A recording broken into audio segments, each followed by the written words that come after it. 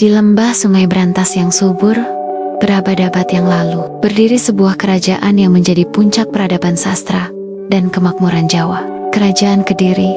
Fakta pertama, Kediri bukanlah kerajaan yang didirikan, melainkan hasil dari pembagian kerajaan Medang Kamulan oleh Raja Airlangga. Ia membagi kerajaannya menjadi Jenggala dan Panjalu yang kelak kita kenal sebagai Kediri untuk menghindari perang saudara. Selama puluhan tahun, dua saudara ini berperang, sampai akhirnya di bawah Raja Jayabaya, Panjalu Kediri berhasil menaklukkan Jenggala dan menyatukan kembali Jawa Timur. Fakta ketiga, raja paling terkenal, Jayabaya. Ia dikenal bukan hanya karena kekuasaannya, tetapi juga ramolen-ramolen yang termuat dalam Jangka Jayabaya, yang hingga kini masih dipercaya dan dipelajari. Puncak kejayaan Kediri adalah di bidang sastra. Karya-karya agung seperti Kakawin Baratayuda yang menceritakan perang Pandawa dan Kurawa lahir di istana ini, menjadikannya warisan budaya tak ternilai. Kediri adalah kerajaan maritim yang sangat makmur. Letaknya strategis di jalur perdagangan air Sungai Brantas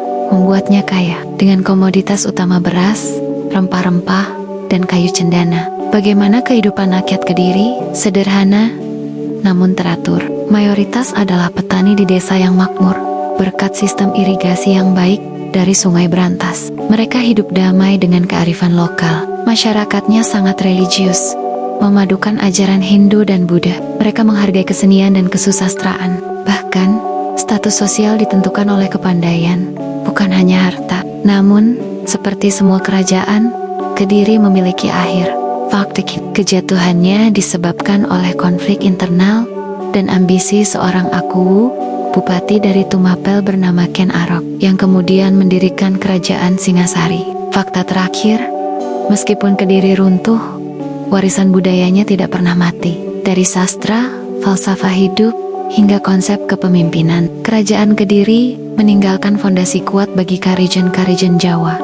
Selanjutnya, sebuah peradaban yang mengajarkan kita bahwa kekayaan sejati sebuah bangsa ada pada kebijaksanaan dan kearifan para pujangganya.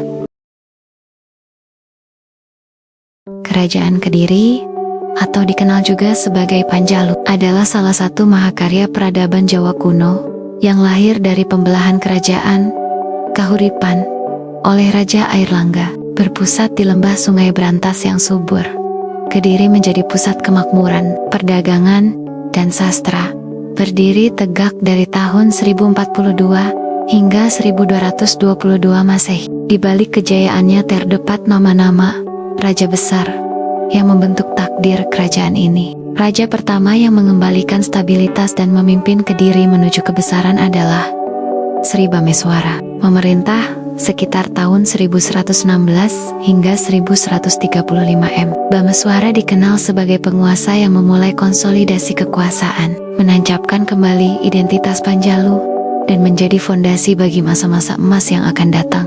Dalam prasasti-prasastinya tergambar kekuatan militer dan kesatuan wilayah yang ia bangun. Namun, puncak kejayaan kerajaan Kediri tak terlepas dari sosok Sri Jayabaya, memerintah antara 1135 hingga 1159 M. Nama Jayabaya abadi bukan hanya karena kekuasaan politiknya, tetapi karena sumbangsihnya yang luar biasa terhadap peradaban. Di bawah kepemimpinannya, struktur pemerintahan tertata rapi dan perdagangan luar negeri berkembang pesat. Lebih dari itu, pada masanya lah lahir karya-karya sastra agung seperti kitab Kakawin Baratayuda oleh Empu Sedah dan Empu Panuluh. Yang paling terkenal tentu saja adalah Jangka Jayabaya Ramolen-Ramolen tentang masa depan Nusantara yang masih dipercaya hingga kini, menjadikan Jayabaya seorang roji Volsif yang legendaris. Kediri melanjutkan kejayaannya hingga tiba pada masa raja terakhir, Sri Kertajaya,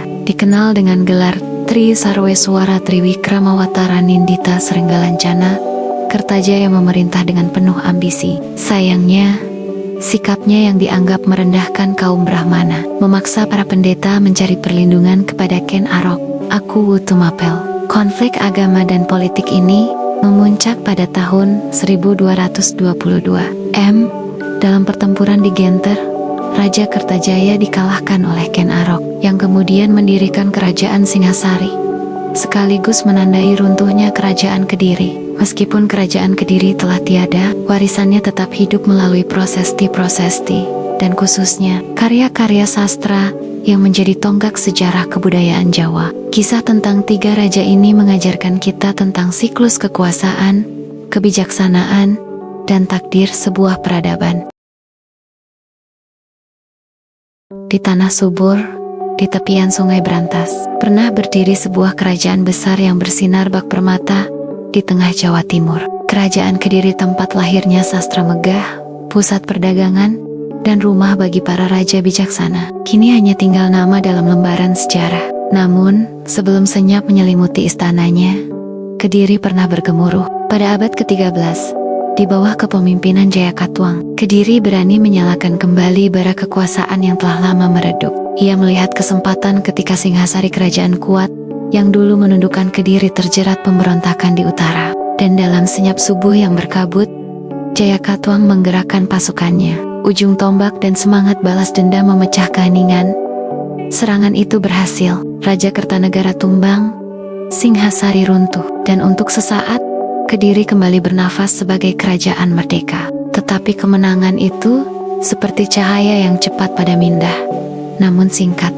Dari pelarian jauh di tanah Madura dan Jawa bagian timur, bangkit seorang pemuda bernama Raden Wijaya, pewaris Singhasari. Dengan kecerdikan seorang bangsawan dan kesabaran seorang penunggu takdir, ia membangun kekuatan baru. Di saat yang sama, angin dari utara membawa kabar menggetarkan bumi Nusantara. Pasukan Mongol dari dinasti Yuan datang menagih harga penghinaan Kertanegara kepada Kubilai Khan. Inilah saat ketika sejarah berbelok tajam. Raden Wijaya memanfaatkan badai itu. Ia menggandeng pasukan Mongol, mengarahkan mereka menuju Kediri, dan Jaya Katuang pun dikepung dari segala arah. Bayangkan hari itu tembok Kediri bergetar, tanah berlumpur darah, dan langit seakan memerah oleh kobaran api. Pasukan Kediri berperang hingga nafas terakhir. Di tengah hiruk-pikuk perang, Jaya Katuang ditangkap. Seorang raja yang pernah mengangkat kerajaannya dari keterpurukan, kini berjalan menuju ajal dengan kepala tegak.